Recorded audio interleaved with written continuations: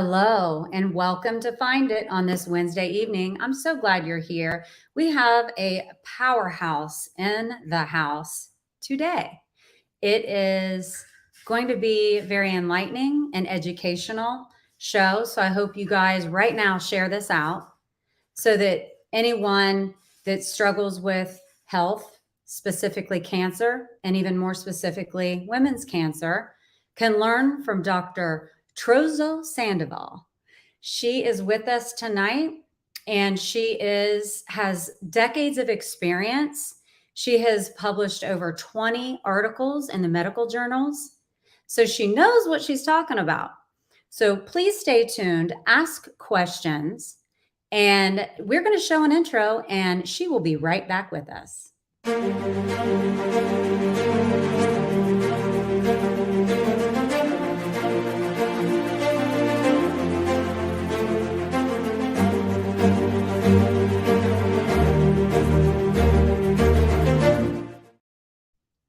Hello, Dr. Tiffany Troso-Sandoval. How are you tonight? I'm wonderful, Debbie. What a pleasure to be here. Thank you so much for having me on.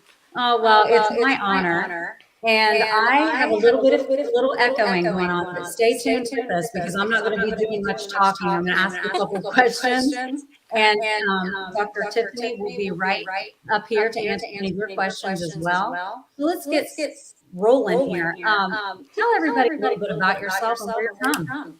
Sure. So I'm Tiffany Troso-Sandoval. I am a medical oncologist, which is a cancer doctor who treats people with the chemotherapy and hormone therapy. I am subspecialized in breast and gynecological cancers.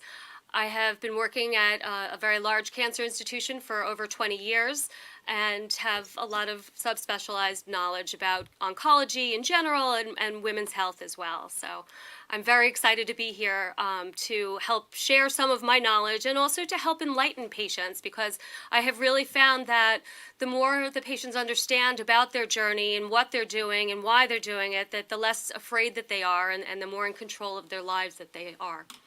Oh, that's awesome. And I appreciate you doing that. I know Joe Ingram on the West Coast, he said, I was looking for the show. I'm so glad I was able to find it.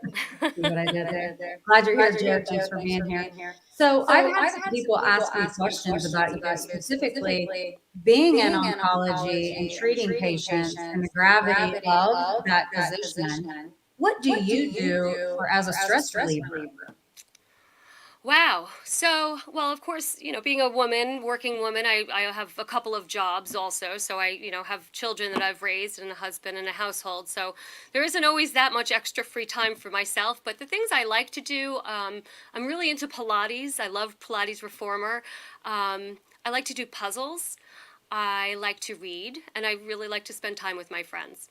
Oh, that's great. You guys, I know I'm echoing. I've done everything to try and not, and I still am. So, hey, Christopher Roush, he's calling you a rock star. So give us an idea of the types of cancers or women cancers. What cancers do you see most often? Sure. So for the last 20-something years, I have been a subspecialist in breast cancers. Of course, with breast cancer, there is a small fraction of people that are men, but the majority, 98% of my practice has been women. In addition to that, I see mostly gynecological cancers now. I have moved a little bit away from the breast cancer world, mostly to gynecology now, because it's a unmet need, so to speak. It's a very high specialization. And so I see mostly ovarian cancers and uterine cancers, cervical, vaginal, vulvar. Oops, I said it, vaginal.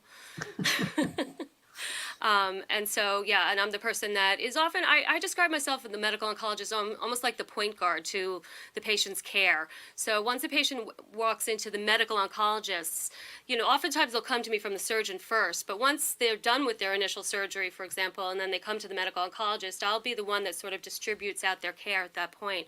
In other words, if they need radiations or if they need further surgery or if they need other medical subspecialties, I'm usually the one that's orchestrating that. Gotcha. Guys, I'm so sorry I'm echoing. I keep having people tell me I am. I apologize. I wanted to ask you about when women go in, they get the diagnosis, and no one ever plans to have cancer. So what should they do? And how Debbie, do they handle the steps and the emotional response to it? What do you help them with in that way? Debbie, check your text for me. I think I go to your settings. I think you can fix that. I don't know. Go to my settings. No, go to your text. I sent you what you can do to fix that. Oh, okay. Tori, bring me my phone. So how do you handle that? How do you help patients help themselves emotionally? So the emotional component is obviously very difficult because it's a difficult balance between being hopeful, being strategic, but also being truthful. And so, I have to be able to tell the patients what they need to do in their next steps of their cancer treatment. But on the other hand, oftentimes patients will ask me very tough questions. What is my prognosis? How long do I have to live? What happens if I don't do the treatment? How long will I live then? And it's a hard question to answer because even though people ask it, it often comes from the family members as opposed to the patient themselves, because the patient might not actually want to know that yet. But a lot of things that I do to help empower my patients and help them feel as much in control of their treatment as they can is to sort of, like I said before, understand what they're doing and sort of take hold of the things that they can control. There's only so much that all of us can control in our lives, but in terms of cancer treatment, there are things that you can control. And so, for example, I have like a few little props here that I'll show you, but for example, this sounds so basic, and I do plan to make an app. I'm working on it right now, but this is the most basic thing that every cancer patient should have. And I tell all my patients to buy this weekly/monthly. And so the reason I like this is that the monthly, you put all of your appointments in, everything that's related to the cancer, diagnosis and whatever you have to go to. And then in the weekly pages, you can just fill out your symptoms. So I have my patients use this almost like a journal. How much water did you drink today? Did you have nausea? Did you have pain? What did you do? And then they can bring this to me, and I can help them manage their symptoms. So it's a very simple but a very powerful tool in terms of being able to, have a conversation with your patients and be really helpful to them. Because a lot of times people say, well, I was nauseous, but they don't really remember when or how. But if they were nauseous on a particular day versus another day, there's different strategies for treating those. And so that's why I think things like that are very important. I also, try to enforce the fact that the basics are really important during cancer treatments. The basics, the things that we do every day that we take for granted. Are you sleeping enough? Are you eating enough, particularly enough protein? Are you drinking enough water? Are you moving your bowels? Right? All these like silly little simple things that normally you don't think about at all. Are you getting out and walking every day? These basic things, you have to focus on them, and that should go in that journal because these are the things that'll help keep you mentally and physically healthy during your cancer journey. Laura, I'm sorry. I have everything marked. I don't know why I'm going. She said I had a journal notebook, but this calendar would have been way better. Yeah, it just helps keep things a little organized and easier to share with your doctor in terms of, exactly when certain things were happening. So, yeah, I mean, I like to really focus in on the things that the patients can control. And I think that knowledge is power, and so I spend a lot of time trying to explain to my patients why they're doing what they're doing, why I'm making the decisions that I am, and the rationale behind them. Now, obviously, I have a molecular biology degree. I don't expect everybody to understand the ins and outs in DNA testing, but on the other hand, you should know, why certain chemotherapies are chosen, or what's the difference between chemo and immunotherapy or targeted therapy and all those types of things. And so, that's one of the reasons I'm getting out here now, is because I really want to help educate people and give them the vocabulary and give them the power to control their own treatments and have educated dialogue that's productive for them as well as the doctor with their treating physician. So. Yeah, that's so true. And the fact of the matter is, so many times patients don't know the questions to even ask. Absolutely. They don't know what they don't know. You don't know what you don't know. And Right, that's so when you have a health issue and you're already emotionally reactive to it, Yep. then you can't think of the questions. And I've had people say, well, every doctor should ask those specific questions since the patient doesn't know what to ask. But then every doctor has their own way, and not every doctor is going to ask or answer the questions if you're not asking them. Absolutely.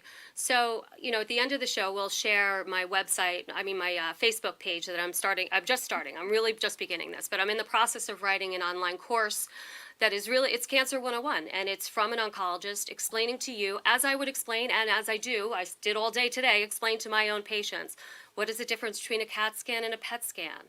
What's the difference between estrogen receptors and progesterone receptors if you have breast cancer? And all these things that are actually really basic but really important to understand in terms of your treatments.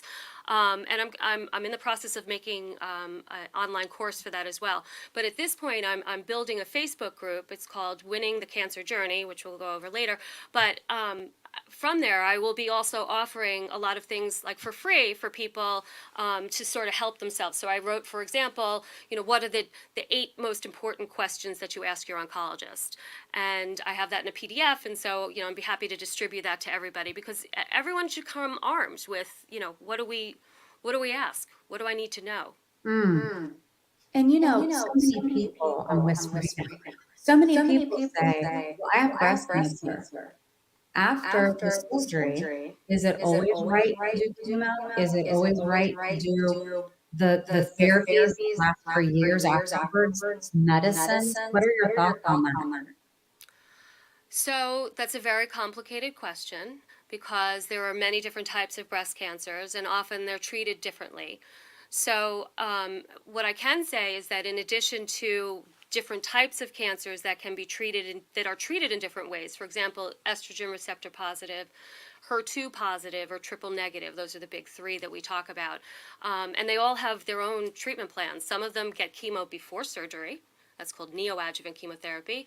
And some of them get chemo afterwards. And some of them don't get chemo at all.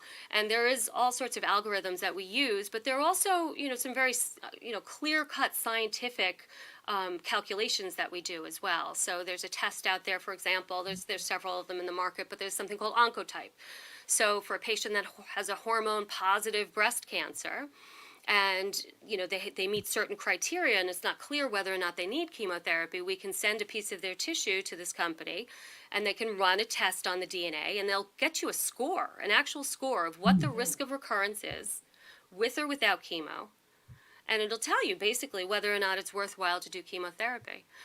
Likewise, with an estrogen positive cancer, patients on hormone therapy, there's a new test out there, for example, called BCI, breast cancer index, and same sort of idea. Instead of deciding do you need chemo or not, we decide, do you need 5 years of hormones or do you need 10 years of hormones?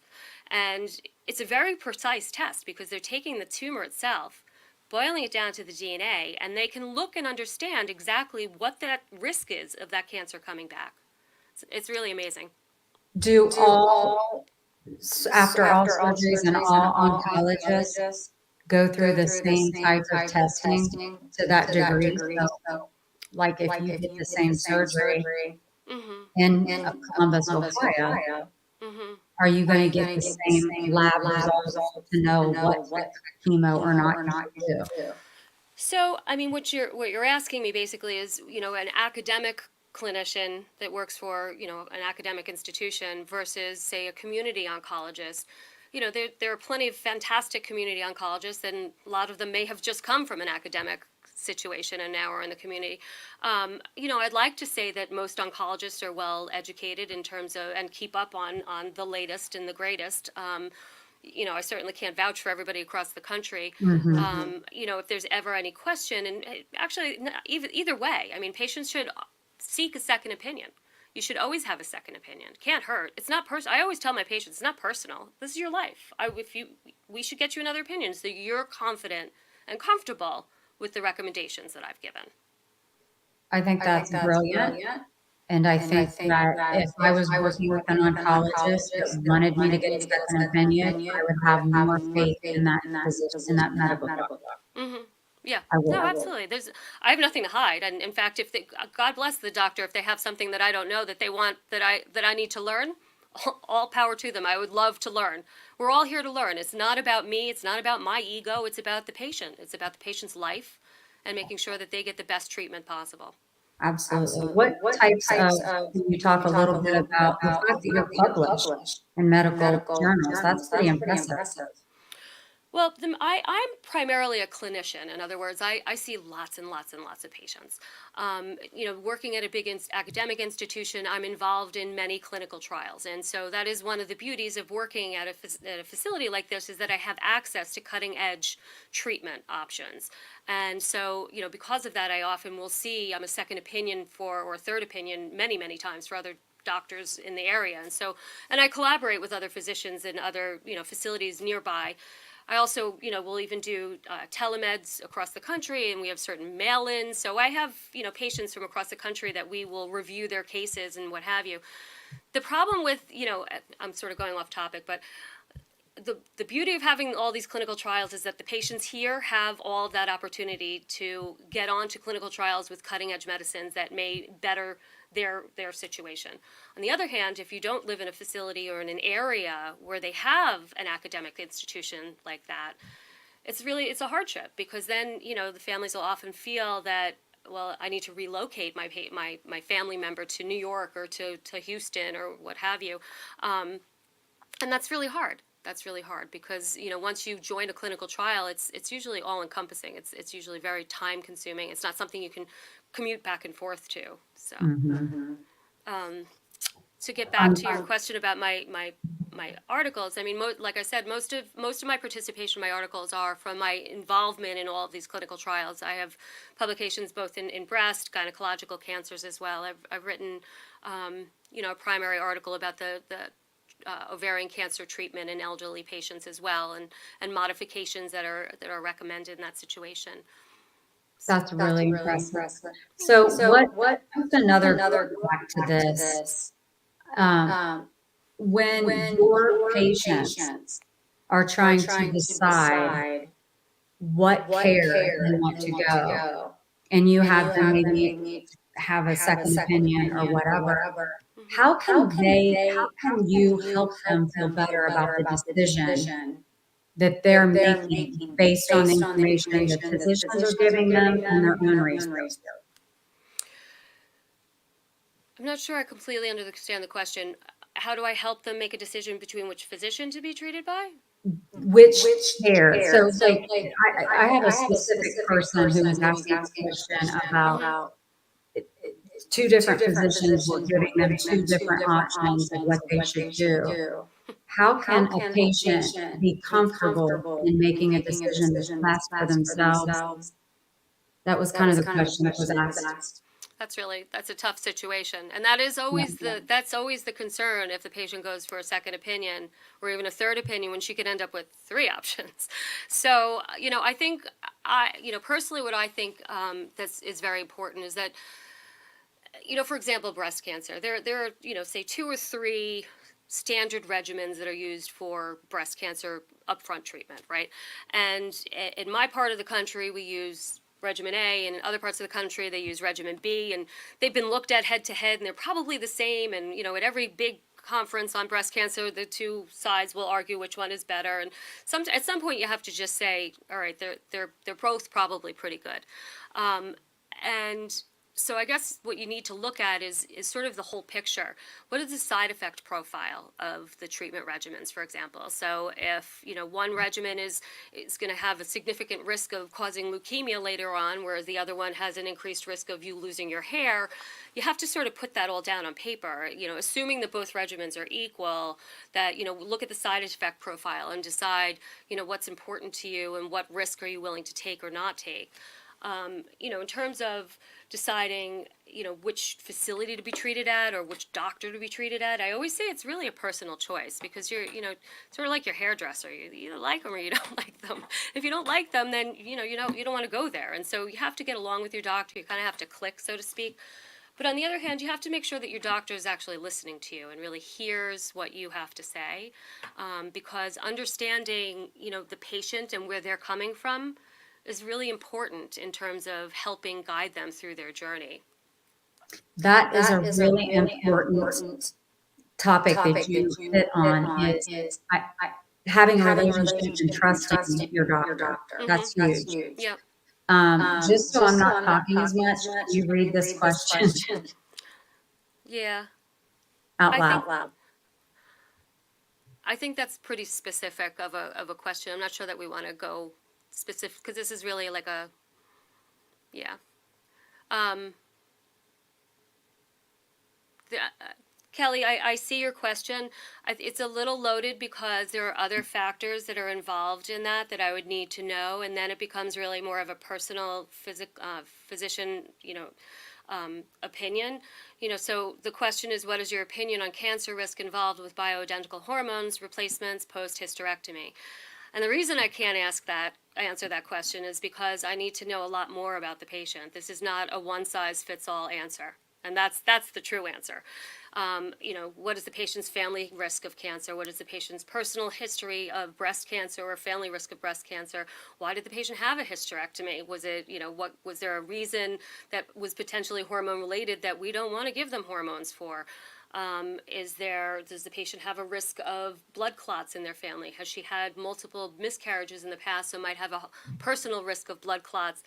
You see what I'm saying? So the takeaway here is that there should never be a one size fits all answer here. There's no right or wrong. It's very specific to the patient, and that you really need to know your patient. There are patients I do put on hormone therapy. For example, a young woman, this is very common, a young woman who had cervical cancer, for example, which often will be, in a 30-something-year-old woman who ends up having radiation therapy and surgery, what have you, and they end up in menopause at 38 years old. And that's a long time to be in menopause. So most cervical cancers are related to viral infections, HPV, for example, and they're not hormonally related. And so a young patient like that, it's perfectly safe to put them on hormones, as long as they don't have all of those other things that I was just talking about, the breast cancer risk, the risk of blood clots, they're not heavy smokers, blah, blah. So, there's just not one simple answer to any of this, which is why I guess I still have a job. Exactly. But I myself am on bioidentical hormones. Mm-hmm. A couple of months ago, I had a breast cancer scare. Mm. It turned out that it was benign, but then it got me wondering a little bit more about, should I be on bioidentical hormones? It's something, as a woman, I need to be an advocate for my own health to start with, investigate it, and make sure I'm with the right doctor that will look at all those markers to see. Right, Yeah. exactly. You have to look at the whole picture, the whole medical situation. That's Absolutely. right. But you gave us a whole lot of really good information just then. Yeah. And a lot of things to chew on. I'm going to have to put this back. And I know I'm echoing everybody. I apologize. Justin Benton, what has been your experience with your clients changing their diet to eating lots of organic fruit and vegetables? So, I am a allopathic doctor and not an osteopathic doctor. And the reason that I'm bringing this up is that, the whole theory of food intake and various different environmental milieus are more focused in the DO, in the osteopathic regimens. And it's not that I don't understand them, or it's not that I don't agree with them. I'm not quite as educated in that. It's on my list, and I'm really looking forward to taking some functional medicine courses, because I don't think, it's sort of like Republican and Democrat, there's something in between. I think that there's something to be said in the middle, and they meld. And I happen to be one of those types of doctors that I do use a lot of supplements for my patients. I think that, everybody should be on magnesium, everyone should be on vitamin D. I mean, obviously, you need to monitor this with your doctor, and you can't take it willy-nilly, but there are a lot of supplements that I think really help patients do better and be healthy. But to get specifically to your question about the diet, I have honestly seen over the years probably every iteration of diets that you can imagine. I've seen patients do, like almost an Atkins type diet. I've seen patients do, completely vegan diets. I've seen patients do fasting around the days of chemotherapy, so they don't eat for a day or two before and after the chemotherapy. water fasts they do cleanses. I've really seen it all. My opinion, honestly, is that, take this with a grain of salt, because again, I'm not well studied in this, but my personal opinion is that getting through a cancer treatment is hard enough. And by restricting your body to not eating enough or getting enough calories or protein specifically, or vitamins, I think puts you at a disadvantage to feeling well and surviving your treatment, so to speak. I think a lot of the manipulations that can be done in terms of, what things to cut out of your diet and what things to include in your diet are probably more important when you're in the maintenance phase, when you're in the prevention phase. I think when you're on chemotherapy, for example, and I tell my patients this all the time, we have to kill some cells. That's what we're doing. And, we try to protect the good ones, and we try to, keep the patient as healthy as we can while we're doing it. But until our science has evolved completely past chemotherapy, we have to kill some cells. The one thing I don't like about that one particular diet that you mentioned, about the fruits and vegetables, two things. One is that very hard to get enough protein, and your body needs protein to recuperate and recover. You need protein. And fruit and vegetables, it's going to be very, very hard to get that unless you're eating, tons of beans and tofu. I don't know if that's included there. Second reason is that, if you were to look at the theories behind cancer, I think one thing that's interesting to look at is not necessarily no sugar, but looking at something that I would call the low glycemic diet. In other words, you want to keep your blood sugars even. You don't want to have, spikes like this, because every time you spike, your body sends out insulin to take down that glucose again. And there's some theories that those glucose spikes and those insulin surges might be propagating cancer. Basically, it's a healthy way to eat anyway, and it's good for people that have, borderline type 2 diabetes, or they're managing their weight, or that kind of thing. So it's not a bad thing to do either way. But, if you're going to look for a diet, I think, making sure that you're getting enough protein, and making sure that you have enough fiber, so that you have like normal sugar levels throughout the day. So, it's tough. A lot of my patients say they don't feel good and they just want to eat ice cream, but ice cream is going to cause those sugar spikes, so which is probably not so great for you. But So we're trying to say sugar really is the devil. it isn't. I mean, it's a necessity. It's a necessity of life, but it needs to be managed properly. I think we don't want to cut out all sugar. You just want to manage how your body is using that sugar. That's right. That's right. So Julie Brenning, put that back up there, Mom. What do you recommend for patients with hormone-positive breast cancer who cannot tolerate the drugs? Again, a very specific patient-centered question. I'll talk generally about it. So there's a couple of things I could say. In general, most patients that can't tolerate the drugs, it's usually because of achiness or joint pain. That's one of the most common situations, and I feel like I spend all day talking to people about how their joints hurt. So, we try to do a lot of things to mitigate that before we have to stop the medicine. So, for example, I might have to put the patient on something like Mobic, or, some sort of long-acting anti-inflammatory. I usually recommend exercising and making sure that you're stretching every day, because any joint pain is usually alleviated by, moving. Because usually your joints get stiff when you're not moving, and then you get up and that's when it hurts. There are some supplements that we use, like omega-3 fatty acids, especially though if you have hormone-positive breast cancer, I would make sure it's a vegan so that it doesn't have an estrogen component to it. There are other supplements such as turmeric, and the other thing that's been shown is with the bone pain can be vitamin D deficiency, to make sure that your vitamin D and your calcium levels are sufficient. But other than that, I've seen the whole gamut in terms of why patients can't tolerate treatments. One thing that I found very helpful, for example, is that BCI test that I was talking about before, the breast cancer index.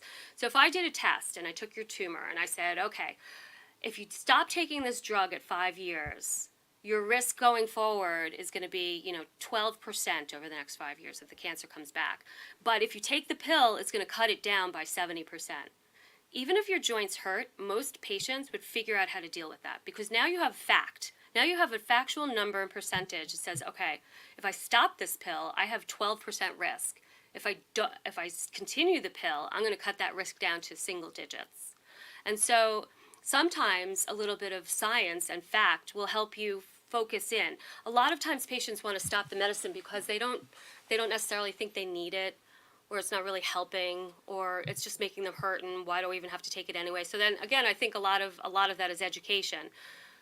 I have patients that have had to stop the medicine. It's happened. I mean, it does happen. One drug I can mention that you could consider, which is, it's not first line by any chance, but I would rather my patient went on something like Evista instead of stopping hormones altogether. And Evista is FDA approved for treatment of osteoporosis. It's a sister drug to tamoxifen, and sometimes people have a little bit less bone pain on it, but that's not first line. And the other thing that I often do with patients, will change the aromatase inhibitor. So if I change the patients on Arimidex, for example, and have terrible bone pain, give them 3-4 weeks off, let them wash out, exercise, get themselves as healthy as we can. When we start something else like Aromacin, and then it seems to be better. So sometimes that helps as well by just switching the drug. Okay. Justin has another question. You guys, I've tried to log out and log back in, and it's still doing it. Do you believe processed foods and refined sugars in our American diet has led to the increase in cancer diagnosis in our country? And you have been around doing this for a couple of decades. Have you seen an I mean, probably. It certainly hasn't helped, but we've had processed foods around for pretty much my lifetime. So, is McDonald's causing cancer? Maybe. I mean, the other thing is that, and I don't mean to belittle this, but I feel like every year something else comes out that it's causing cancer. So, my Diet Coke isn't good. The plastic bottle isn't good. Don't microwave your food in plastic. Don't put your cell phone over your breast pocket. I mean, it goes on and on and on. And I think all of those things probably have some truth. And I think that, a lot of things can add together and can cause increases in cancer. There's also increased in genetics, right? So we have, concentrating populations of people that have genetic abnormalities that are living longer and continuing to reproduce. So if your family has a gene that causes cancer when you turn 55, but you're getting married and you have 4 more children, you've now replicated that gene. And so the genes actually are becoming more frequent or prominent in our society. I get it. I'm going to go back to something. When you talked about magnesium and vitamin D, those are the two that I really concentrate on. And I take magnesium glycinate. Some people say glycinate. I take 2 every night before bed. And I've seen an improvement in my muscle repair, and my sleep quality. And the more I read about it, the more I realize most Americans don't get enough magnesium in their diet. So it's good to have that. Yeah. But again, we're starting to get a little bit more into like a functional medicine type of thing. And this is, like I said, I sort of try to walk the line in between the two of them. And I like to include things that I do believe that help patients feel better. On the other hand, I've seen the opposite, right? So I have patients that will decide that they don't want to do chemotherapy and they're going to do natural treatments for their cancer, and that's very disheartening to me. It's very sad, and I feel like I've failed a patient if they decide to do that because I didn't explain to them well enough why what I'm recommending to them works and why it's important. Because it's usually, those are the patients that come back a couple of years later and then their cancer is incurable. And everybody knows one person or has heard of one person, Suzanne Summers or somebody in the news that has cured their cancer with vitamin C drips or what have you, but it's not, that's not where you want to put your bet. That's not where you want to put your statistical, that's not where I would want to put my life. The statistics of saving my life is not there. That's not strong enough at all. That's right. So you feel, you know this. Science proves by all the testing and the years of research that when you can take the actual tumor and investigate it to the point where you can find exactly how to treat it, you should treat it. Mm-hmm. Yeah, I mean that's the highest level right now. I'll talk about something that people might not know about that they might be interested in. So, for example, there's 2 types of DNA. There's the DNA that you were born with. That's your genetic, your hereditary DNA. And so there are a lot of genetic and hereditary risks. And actually where I work, we run a panel of about 40 different genes. So it's not just BRCA1 and BRCA2. It's a whole panel of genes that we run. And so that's one part. And that would be the gene that you would have to test your children for if you had it as well. But then there's the tumor DNA, which is a whole other set. So your cancer or a cancer has grown out of your own cell, and it has changed and mutated and is now abnormal, and it has its own array of DNA. And so the mutations or abnormalities in those cells are what we can then sequence and see that DNA sequence. And exactly for what you were saying, we can target therapies. So I get a whole report of, the 20 different genes that are abnormal in a patient's cancer, and some of them will help give me insight on how to best treat the cancer.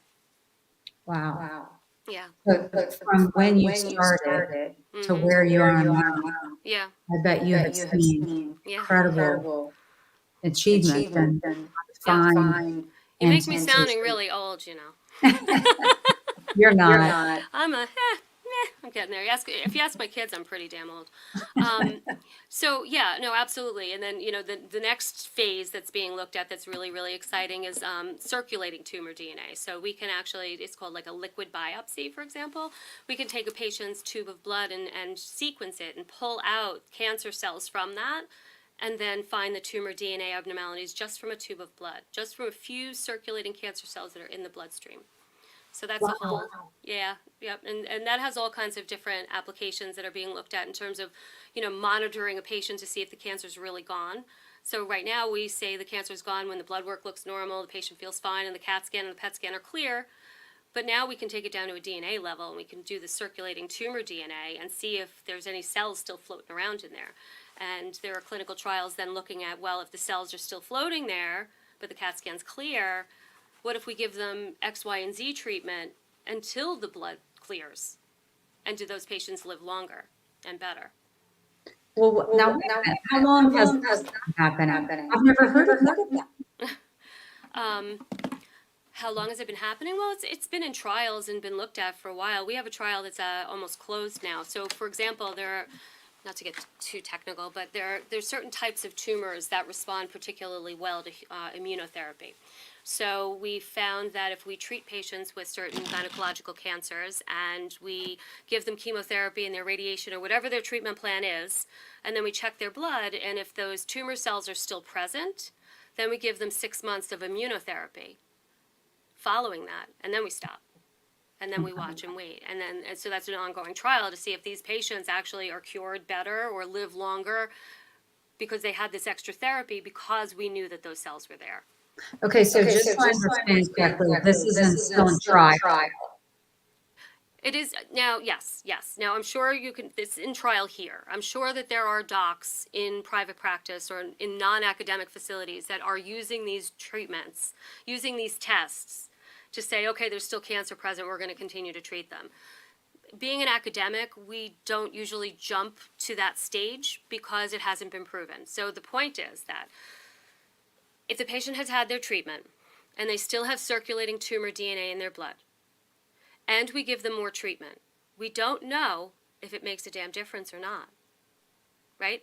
So it's really not ethical to keep treating a patient off trial, at least for the cancers that I treat. I can't speak for leukemia or other cancers, but at least for what I treat, it's not really ethical to continue a treatment because that hasn't been proven. So we're sort of bound by what we've proven and not proven. It sounds good. It sounds like it makes sense. Well, if some chemo's better and the cells are still there, more chemo's better, but that doesn't always work out the way that we think it's going to. That's why we have to run clinical trials, yeah.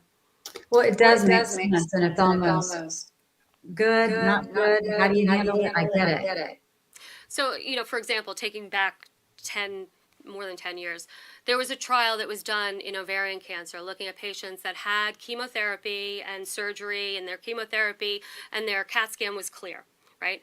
And then the patient they were randomized to either receive nothing and just be observed or to receive another whole year of Taxol. And they showed that these patients didn't end up living longer in the long run. And so the cancer might be pushed off by another year because you've been getting chemo for a whole year, but then you've been getting chemo for a whole year. Mm-hmm. And you have all the side effects of having Taxol for those last 12 months. As opposed to the patient who didn't take the Taxol, maybe the cancer came back a little sooner, but then their cancer was more sensitive to the Taxol because they hadn't been overtreated by it. and they cleared it up just as quickly anyway. So, like I said, what seems to make sense doesn't always bear out to be true.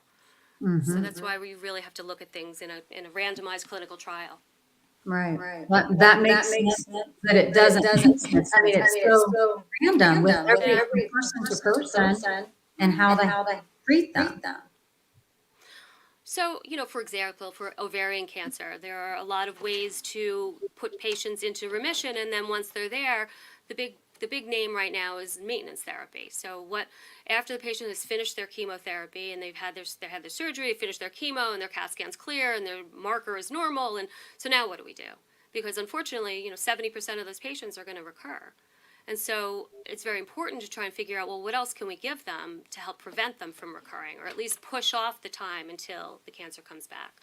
And so that's a big site of research right now, and that's why one of the reasons it's so important to do the DNA testing that I was talking about before, both the genetic and the tumor DNA. It's very important to have all that kind of information so you can make those types of decisions. We're kind of getting close to the end. I want you to talk about what you're currently, in the beginning, you mentioned it. But what are you currently working on right now for people like Cancer 101? Thank you. It's sort of I would call this my passion project.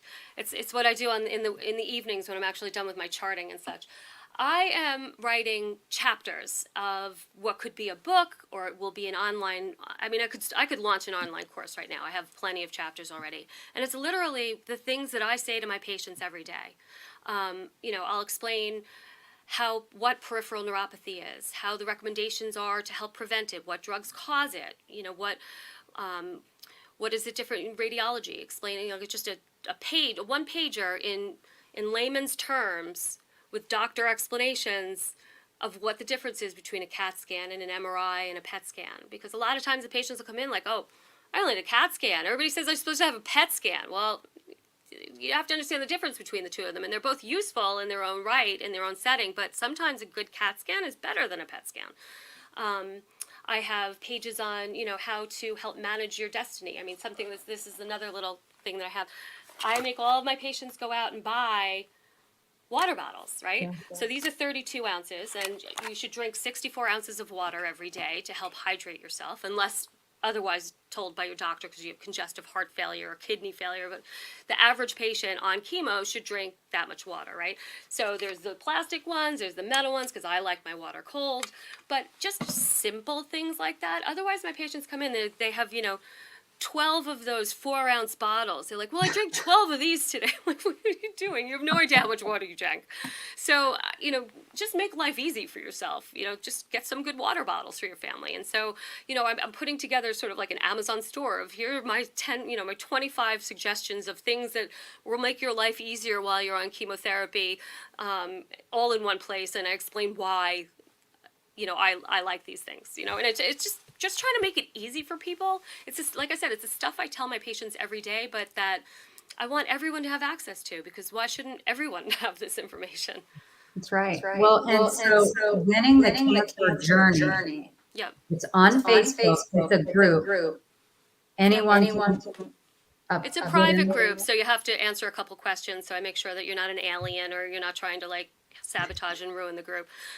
Although I guess you could fake the answers if you wanted to, and then I let you in. And then, I'm just launching now, but, my plan is to hopefully, I'm going to put little blogs in. You can also find me on LinkedIn. I'm starting to post on LinkedIn as well. There was a great article yesterday about, that I posted, my comment about what a doctor says versus what a patient hears. So the doctor says, well, we think we got it all, and the patient thinks, I'm cured. That's not the same thing. Or the patient says, the doctor says to you, well, it's very treatable. And the patient thinks, okay, good, they've got this all under control. Saying that something's treatable is not saying the same thing as something's curable. And so there's a whole gamut of doctor speak in there, from oncology to any medical profession, that I know exactly what people are saying when they say that, well, we told them it was very treatable. Well, that's not probably curable. Well, or even, yeah. how cool is it that your passion project is to make yourself available on a private Facebook group for anyone who is interested in, even if they don't have cancer. Like, I want to be part of the group because I have people I love who do have cancer, or have had cancer. Yep. I have questions about also how to be a good friend to someone who has cancer. Right, right. And Right. No, and we, exactly. I'm sure a lot of that will be in discussion on your page, right? You know, like I said, I'm just launching it, and I'm trying to monitor how it's going to best be run, because I don't want it to be a running dialogue of people asking different symptoms or medical questions, because I don't. That's not the purpose here. My purpose is really in a grander scheme, a bigger scheme, to sort of educate people on, what to ask and how to manage these things, and provide information, but not to micromanage separate people's treatments, because that would be overwhelming. I have a day job too, so I wouldn't be able to do that all night. You have a downloadable questions to ask. I do. I have one. So, and again, since I'm just starting, I don't know if everybody knows this. You've all been very kind to me. This is my virgin voyage on podcast. So, I am just getting up and rolling. So I'm joining everybody out through the Facebook group at this point, and then I'll be able to distribute my PDF to whoever wants it. I'll be asking for emails and that kind of thing, and I'll just send it out to you. That's amazing. And I think if anyone has that appointment that they know they're going to see an oncologist, that'd be something you would want to print that PDF out and take with you, because when you get that news, things aren't firing correctly. You don't know what to ask. Right. You should always bring someone with you. Someone should always come with you and take notes for you as well. But even if it's not your first appointment, like if you read through this list, you'd be shocked at how much you couldn't answer for yourself at this point, even though you've been in treatment. So that's true. Well, to wrap this up, is there anything that you would like to leave the audience with that we haven't covered tonight? Just, make sure that you're understanding everything that's going on and the rationale behind why you're being treated. Look for a second opinion, just so you're more comfortable with it, and make sure that you have a good rapport with your doctor so that you can ask the questions that you need to ask. Always write things down, because oftentimes you've been waiting for me for an hour in the waiting room, and then you come in and, my nurse comes in and gets a little frazzled. Write everything down. Then you just open up your notebook, or you open up your calendar, and you just read off your questions, and so that you make sure that while you're in real time with your doctor, you get answered what you need, because I know frustration from my own patients. Once I'm in clinic, I'm not answering phone calls or emails or such. So it's, your time with your doctor, if you're very organized, should be, hopefully fulfilling for you. Oh, that's very good. Well, Dr. Tiffany Troso, you are a winner. I am so appreciative of you being here, and maybe you can come back when I lose back out.